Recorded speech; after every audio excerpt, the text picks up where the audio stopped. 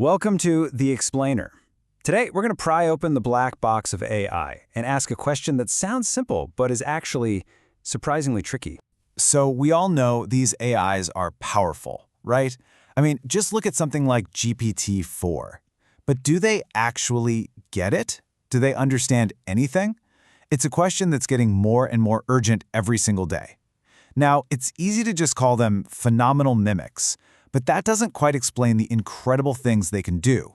And the real problem, the way we've always tested for understanding is, well, it's starting to completely fall apart. To really get what's happening, we've got to start by looking at what you could almost call the crime scene, the standardized tests or benchmarks that we've been using for years to measure AI intelligence.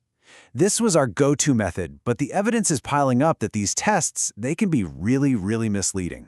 Okay, so researchers have basically zeroed in on 4 huge problems that show these tests just aren't reliable. First up, you've got saturation. The models just get so good, so fast, that they blow right past the human baseline, and the test becomes kind of meaningless. Then there's gamification. All these labs are in this big race for the highest score, so they end up training the models to ace the test, not to actually learn the skill. And that's made even worse by contamination, which is a huge one. Turns out the answers to these tests often leak into the massive piles of data the AIs are trained on. And maybe the biggest nail in the coffin is what's called construct validity.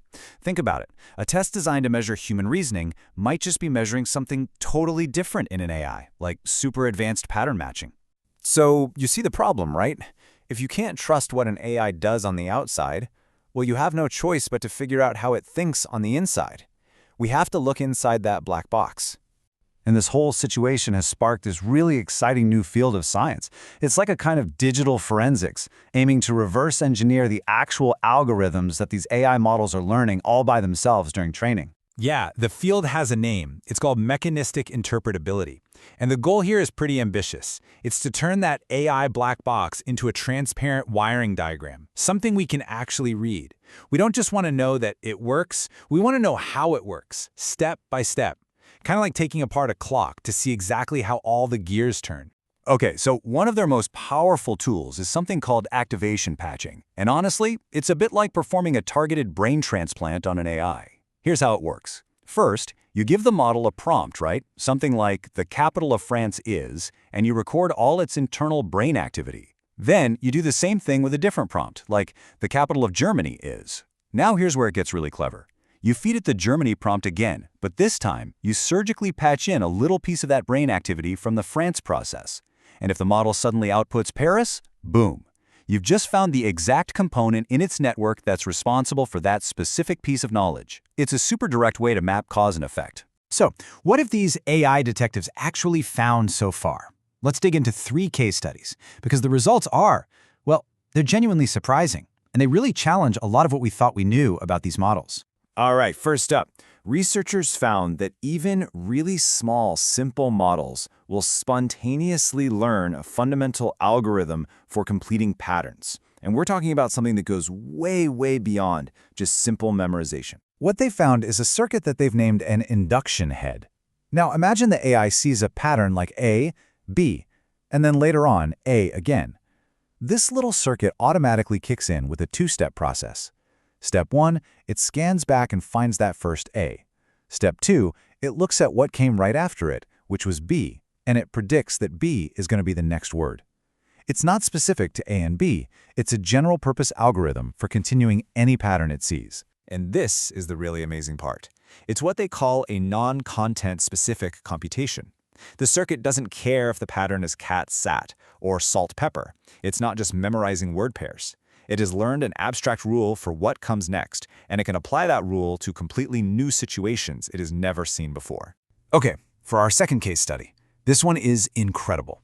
Researchers trained a small model on simple arithmetic problems, and at first it was just memorizing the answers, like a kid with flashcards. But then, after thousands and thousands of training steps, something clicked. It suddenly groks the problem, because it had discovered a remarkably clever algorithm all on its own. So instead of just memorizing an addition table, the model invented this absolutely stunning geometric solution, Get this, it learned to represent every number as a specific rotation on a circle. So to add two numbers together, it just combines their rotations.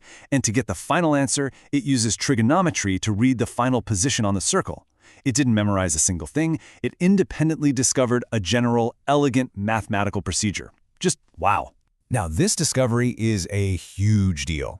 It's a powerful counterargument to the idea that these models are just giant lookup tables.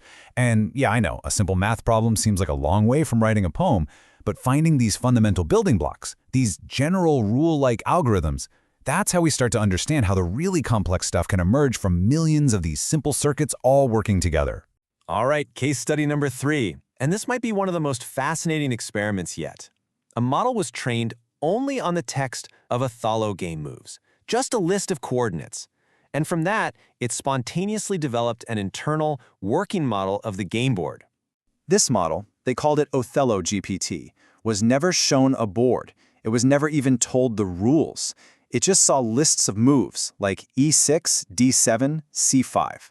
But when researchers probed its internal network, they found something incredible. The AI had built its own accurate, working model of an Othello board. It had a kind of mental map of which squares were black, which were white, and which were empty. And it used this internal world model to figure out which moves were legal and what it should do next. So, what does all this mean for where we're headed? These discoveries aren't just for, academic papers. The fact that AIs can build their own internal algorithms and world models, that's the bedrock for the next generation of AI.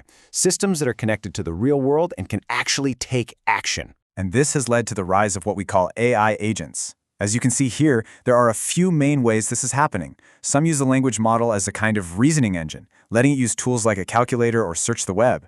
Others use it as a translator, turning a human command like, hey, pick up the blue block, into the low-level actions a robot can understand. And the most advanced ones are these multimodal models. These are single systems that can process information from text, images, and sounds, letting them see, read, and act all at once. Okay, so the fact that AIs are developing these internal algorithms and world models, it forces us to step back and ask some pretty profound questions. Not just about the technology, but about the very nature of the intelligence we're creating and what it all means for us. So, what are we really looking at here? On the one hand, are we building a kind of partial, maybe inefficient model of our own minds? Reverse engineering some of the same algorithms our own brains might be using? Or are we stumbling upon a truly alien intelligence? Something that thinks and solves problems in ways that are fundamentally different from our own? But there's a huge wrench in the works. Just as we're finally developing the scientific tools to peek inside these models, the most powerful ones are being locked away. They've become proprietary trade secrets, and that completely prevents independent science. It creates this massive reproducibility crisis right at the moment when we need transparency the most. And that leaves us with a really critical question to think about. As these systems get woven deeper and deeper into our lives, are we basically flying blind?